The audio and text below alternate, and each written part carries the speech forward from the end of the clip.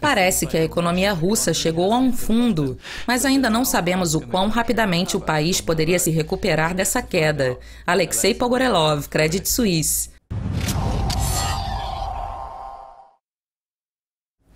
A economia russa tem recuado a um ritmo lento desde janeiro deste ano, o que poderia ser considerado um pequeno sinal de recuperação. Como anda o sentimento econômico no momento? Nós temos visto sinais consistentes de estabilização da atividade econômica e o segundo trimestre foi muito melhor do que o primeiro, pois não houve recuo.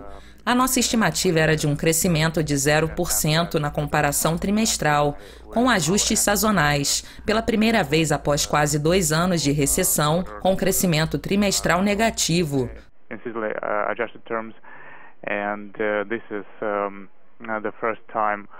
After almost 2-year recession, when quarterly growth was negative. Para a segunda metade do ano, a nossa expectativa é de que a economia russa se recupere. Mas, segundo os mais recentes dados mensais, a recuperação provavelmente será bastante instável e não encorajadora. Parece que a economia russa chegou a um fundo, mas ainda não sabemos o quão rapidamente o país poderia se recuperar dessa queda. Dito isso, eu acredito que o pior já tenha passado. We will recover from that bottom. We have yet to find out, but still, I think that the worst is behind us. O rublo russo subiu mais de 13% diante do dólar e ficou atrás apenas do real brasileiro em se tratando do desempenho das moedas de mercados emergentes no período de 1 ano até o presente. Entretanto, a moeda russa ainda precisa se recuperar de uma queda de 20% registrada no ano passado. Mas será que isso será possível até o final do ano? O rublo tem se fortalecido muito recentemente e é importante entender o motivo dessa força, porque há poucos motivos para se apostar em uma tendência de alta para a Rússia, em se tratando da balança comercial e da conta corrente, cujo superávit tem diminuído recentemente, de 5% do PIB no ano passado para menos de 3% na primeira metade de 2016.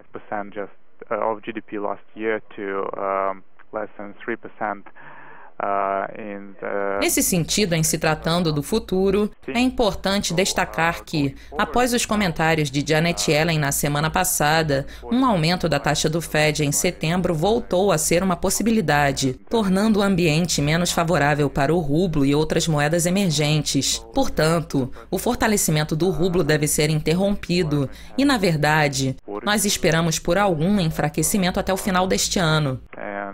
This is why we think that probably for now the strengthening of the ruble should be put to halt. Muitos dados da Rússia serão divulgados nas próximas semanas, incluindo a decisão da taxa de juros e as eleições parlamentares, além de dados externos como a decisão da taxa do Fed em setembro. Quais serão os indicadores de maior impacto para a economia russa no curto prazo?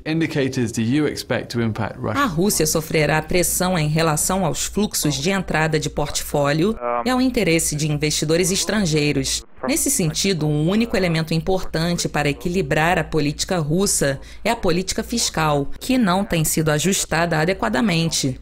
Os gastos são muito altos e estão sendo financiados com as reservas fiscais, que estão diminuindo gradualmente. Essa questão só será abordada após as eleições parlamentares, quando saberemos se o governo estará pronto para implementar mudanças significativas na política fiscal. Portanto, este será o principal foco para os investidores. Resumindo, a política fiscal é o elemento fundamental, mas só será definida pelo novo parlamento.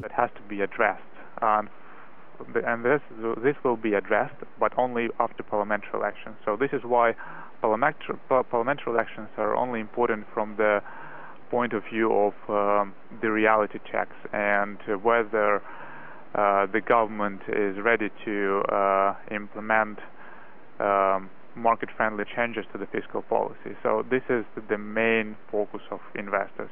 So once again, the fiscal is probably the key, but this will be Obrigado, Alexei. Continuem conectados à Dukascop TV para mais notícias financeiras e entrevistas exclusivas. Até mais. For more updates throughout the week, I'm Sam Meredith and we'll see you next time.